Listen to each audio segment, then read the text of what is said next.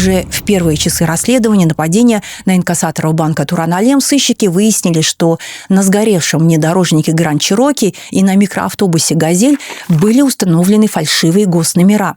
Причем на джип прикрутили копию номера с автомобиля городской прокуратуры, по всей видимости, чтобы лишний раз не было вопросов у дорожных полицейских. Корочка, которую лжеофицер МВД показал Уздоеву, то есть владельцу угнанного внедорожника Гранд Чироки, также не вызвала у последнего подозрений. Оперативники стали искать по своим каналам людей, способных мастерски изготовить как липовые документы, так и автомобильные госномера. Так полицейские вышли на некого Даурена Мухтарова. Даурен был не только мастером на все руки и талантливым чеканщиком, но и наркозависимым. Избавиться от пагубной привычки самостоятельно у него не получалось. Постоянно требовались деньги.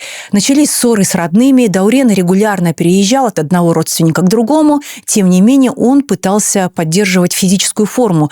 Бегал в ботаническом саду, где на него неожиданно вышли накачанные ребята, некие Вадим и Гоша. Те по доброте душевной сразу дали ему $200, а через несколько дней попросили изготовить фальшивые автомобильные номера.